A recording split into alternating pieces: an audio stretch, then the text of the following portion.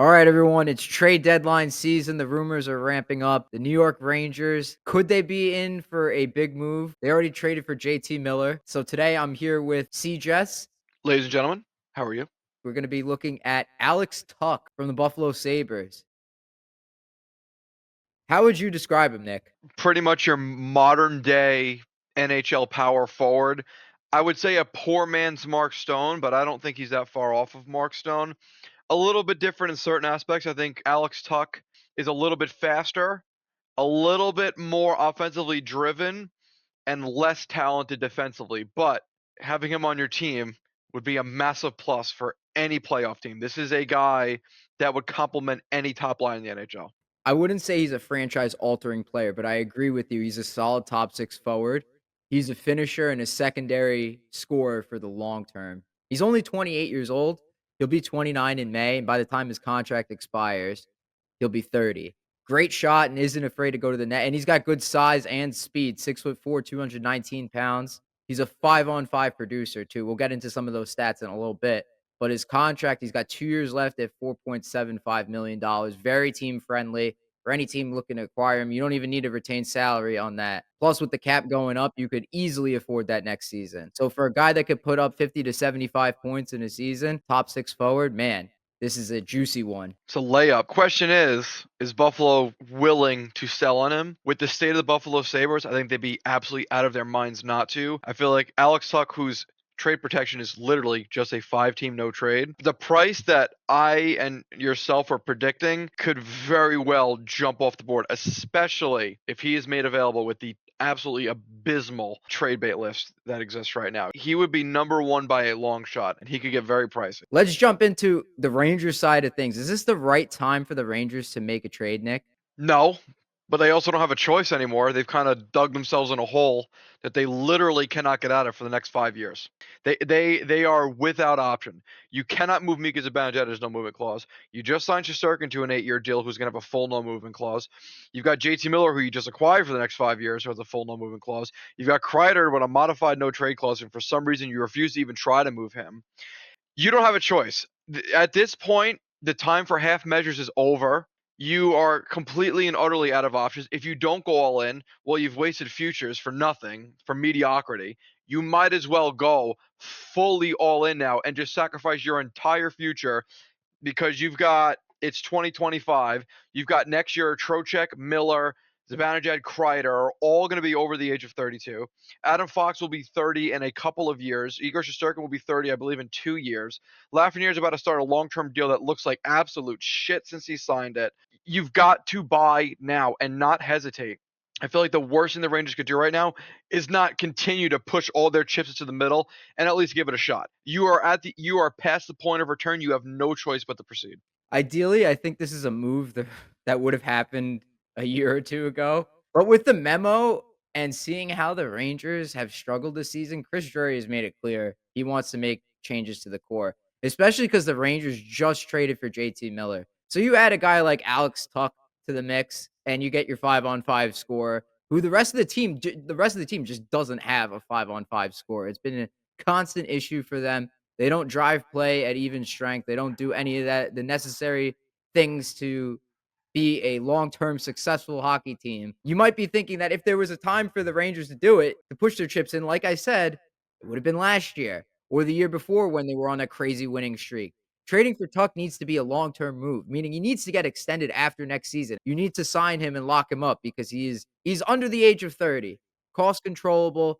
This is a guy you could have around in the future to complement, like you said before, your other talent like Lafreniere. Hopefully, Perreault turns out to be a good player. Will Cooley's already in the mix. He's doing pretty well this season. Having Alex Tuck on the team pushes you forward. If you're really serious about making a push for the Stanley Cup this year or next, you got to make this trade. Yeah, this is a guy that is at the minimum, obviously barring his health, knock on wood, everyone stays healthy, but is going to give you 5.5 to 6.5 years of their prime. If you acquired him today, considering you're getting half a season plus everything after that. At the age of 28, we're seeing now typically NHL top players in the NHL, top lines forwards and top pairing defensemen. Typically, you're not even seeing a fall to the age of 34, 35 these days at 28 now. You guys age 28, 9, 30, 1, 2, 3, 4. Yeah, you got a good 5.5, 6.5 years out of him. So why not? And with the timeline the Rangers are on right now, it actually kind of fits in perfect because realistically, you've got 2 or 3 years of hard competitiveness you really need to go for before you start possibly seeing a dip. So why not? At this point, just do it. So this is from the 2022-2023 season through, I believe, December of this season. This is where Alex Tuck would rank at 5-on-5 play on the New York Rangers for every single New York player that played on the team during that time. In even strength points, he'd be second behind Panarin. Second in even strength goals behind Panarin. Tied eighth for the entire team, including defensemen, for block shots per 60 minutes, second for forwards. His 2.83 takeaways per 60 would be first amongst all players. His 1.58 giveaways per 60 would be sixth lowest. His 52.4 shot attempts percentage, mind you, on a Buffalo team that is egregiously outshot and outplayed on a nightly basis for the past 3 years, would still be fifth on the New York Rangers. So he'd be going from a team that gets the absolute wheels beat off of them every single night, outshot, is a major positive for them and still would be top five in the New York Rangers during that time. His 2.59 points per 60 at 5-on-5 would be second behind Panarin. 1.05 goals per 60 would be second on the Rangers. I mean, these numbers, again, mind you, on a very, very bad Buffalo Sabres team for the past few years. And I mean egregiously bad. They haven't made the playoffs in 14 years. We just declared it. And this is where he would rank on a team that has been to 2 conference finals and got bounced in the first round in a fluke playoff run against the New Jersey Devils. This guy would hands down, maybe not the flashiest, the coolest and the most fun to watch, but would be the most efficient player on the New York Rangers by these just simple numbers we have right here. Just by those alone would be the most efficient Ranger. And there seems to be a tendency when Buffalo players leave, go to another team, they end up winning the Stanley Cup. Ryan O'Reilly was first, then it was Jack Eichel. Could it be Alex Tuch next? Another thing to mention, that 22-23 season was his career year. He played on a line with Tage Thompson and Jeff Skinner, and that line absolutely destroyed. The problem is the defense is that Tage Thompson and Jeff Skinner aren't good defensive players. Alex Tuch is a great defensive player. So, you get a reliable two-way winger. I think a good comparison, Mark Stone light here with the takeaways, 2.83 takeaways per 60. That is insanely high, by the way. That is like top of the league high.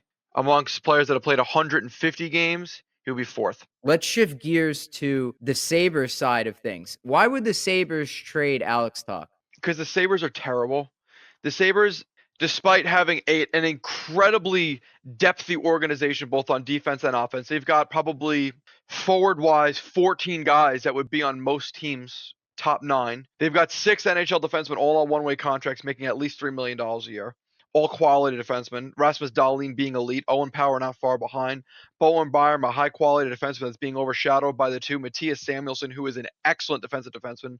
One of probably top 10 defensive defensemen in the entire NHL, Colin Miller and Henry Jokiharju. They've got an incredibly depthy team, but they are plagued by the fact that they are in Buffalo and they cannot win shit. And despite having a team that is that good, and in terms of on paper that good, they still find themselves dead last in the wild card race in the Eastern Conference and 29th in the entire NHL with a negative 14 goal differential. The Buffalo Sabres cannot win. I don't know if it's a culture thing, a coaching thing, a front office thing, whatever it is, it ain't working. Alex Tuch's contract expires in a year and a half.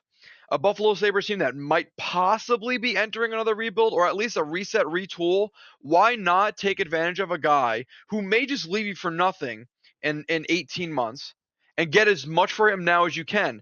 And if you find yourself in a year from now where you are competing, you use the futures you got for Alex Tuch and you buy to replace him, or you upgrade your defense, or you upgrade your top 6, you upgrade a goaltending, you upgrade wherever you need to. But right now, the Buffalo Sabres are 100% not making a playoff spot this year, likely not making it next year. Why not sell high? Each day that passed by, and this goes for every single player that is ever available, every day that passes by, their value diminishes ever so slightly, but it does diminish. If you're an NHL GM, you find a lot more value in a rental that you're getting 30 games out of than a rental you're going to get maybe 20 games out of.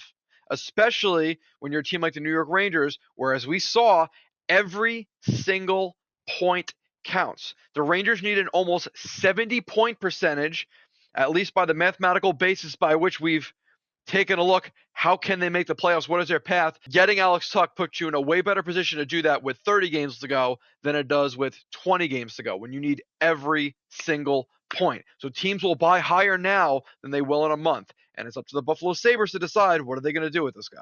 Not to mention next year too. It puts the Rangers in a better spot for next year, which is what they're also competing for. Just to put this in perspective, how bad Buffalo is. Look at how wide open the Eastern Conference has been this season. How many wild card teams? 6, 7, maybe 8 teams competing for 2 wild card spots, and Buffalo's nowhere close. This is supposed to be a year where they could compete and get like a divisional spot along with teams like Detroit, Ottawa, because teams like Tampa Bay and Boston are getting older. Well, those teams have stayed good, and the other teams that are up and coming, supposedly up and coming, everyone except Buffalo has done that. And the closest they have come in the last 13 seasons to making the playoffs was 2022, 2023, when they missed the playoffs by 1 point to guess who? The Florida Panthers, who went all the way to the Stanley Cup Finals 2 years in a row. So that's very eye-opening that 2 years ago, they were able to come within a point of the playoffs, and then this year, when the entire conference is wide open, they can't get to within 6 points of the final wild card spot. Very eye-opening and very telling that something needs to change, and they should do it right now. So at first, I really want to give you the Matt Duchene comparable, but it's kind of hard because Matt Duchene, at the time he was traded, was the most coveted player in the entire NHL. You heard everybody was in on Matt Duchene. Matt Duchene was a different caliber of player back then. He was one of only a handful of players that were really capable of being a point a game back then, where nowadays you've got 20 to 30 players that are a point a game. They just pretty much grow on trees at this point. Alex Tuch, I think, is closer to a Keith Yandle comparable.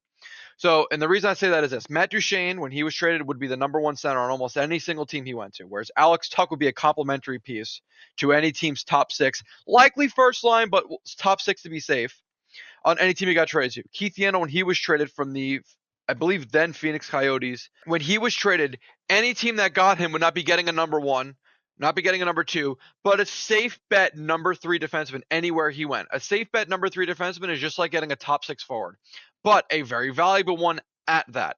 Alex Tuch, I think, is closer to comparable to a Keith Yandle trade, which was a first round pick, a second round pick, Anthony Duclair, and John Moore. The modern day equivalent of that would be a Zach Jones in place of John Moore, a young, formerly highly touted prospect on defense that should be getting NHL games that wasn't. Your Anthony Duclair would be Brennan Othman. Your first round pick would be your first round pick, and your second round pick, because the Rangers just give those away like candy on Halloween, would be another prospect or a mid round pick, depending on how Buffalo is getting value for Alex Tuch around the league. I think the first and second, even if the Rangers did have it, would be considered a slight overpayment, especially when you look around the league and see how more often than not people are shocked by how little some of these players cost when they end up getting traded. Look at Jacob Chikrin, for example, when he was traded to the Washington Capitals last year for a literal cap dump defenseman and a second round pick. And when he was traded to Ottawa, I believe it was a first, a prospect, and a mid-round pick. I don't even think it was that great, and he had 3 years left, and he was debatably a number two defenseman at that time. Regardless, I think a realistic offer for Alex Tuch, I think you're looking at a first, Othman, Jones, and a mid-round pick, maybe a third, but with conditions. I would be shocked if it were anything more than that when you're talking about Alex Tuch and how bad the Buffalo Sabres are right now. Keith Yandle's a good comparison, but Yandle had 50% retained on that contract. Very good point. Yeah, so that devalues that trade even more for Yandle. You could probably take out that second round pick, period. Right, because the Rangers have boatloads of cap space still, thanks to the Jacob Trouba trade earlier in the season. I think that works out in the Rangers' favor in here. But for trade proposals, for me, I would do a conditional first, Brennan Othman and Zach Jones. That's my offer. And the condition is this year or next because the Rangers already traded a first round pick this year in the JT Miller trade, which has gone to Pittsburgh. It is a top 13 protected first rounder in the 2025, this year's NHL draft. If it falls outside, then they give that pick to the Penguins. If it's top 13 protected, it slides to an unprotected first round pick next year. So the conditional first here is whichever one it isn't in that trade. So it's risky, very risky for the Rangers because nothing they've done this season points to a Stanley Cup contender. So you're pushing your chips in at the most inopportune time. Like I said, it should have been done a year ago. It should have been done 2 years ago, maybe even 3 years ago. But you're pushing your chips in when your core is vulnerable, which is gonna lead you to 2 years without first round picks, no prospects after that to trade from, unless you wanna trade Gabe Perreault. We need a defenseman, dude. You need a and that's another issue right now. The Buffalo Sabres have so many defensemen on their roster. They might not they might look at Zach Jones as a non-asset, and they might want a young forward instead. Like, they might ask you for an Adam Edstrom or something like that in place of him. It would be interesting if you could somehow get a deal to combine both the services of Alex Tuch and Bowen Byram in one deal. In that case, you give up a little bit more, and I am more than willing to do that because the Rangers have a massive, massive deficit on defense. And if not Bowen Byram, Matthias Samuelsson would be pretty dope too. Fact of the matter is, the Rangers need help on defense, and if you could find a way to get Byram and Tuch in the same deal, that would be interesting. Theoretically, just for fun, package deal, Tuck and Byram for the Rangers. What would you trade? You would structure that based off of the McDonough Miller trade to the Tampa Bay Lightning. You would trade a first, conditional second, your equivalent to Brett Howden, which is probably Brennan Hoffman, your equivalent to Libor Hayek, who's probably at this point like an EJ Emery, a young roster player, which would be your Zach Jones, and that would be your deal. A first, a second, Emery, Hoffman, Jones.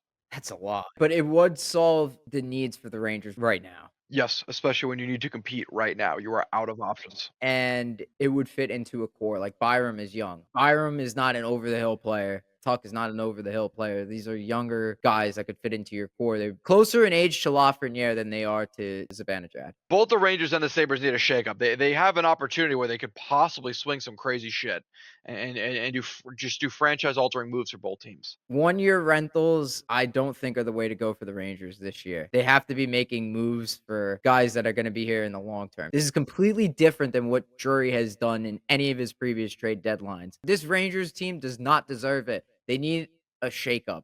So, this trade hopefully happens before the deadline. If not, there's still an opportunity for them to do it in the offseason. But the best value Buffalo could get back is right now. Yeah, strike while the iron's hot, dude. Well, anyways, that does it for us here on Ice Cold Takes. I hope everyone enjoyed the video. Thanks to C Jets, aka Nick, for coming on and helping me do this video. Take care, guys.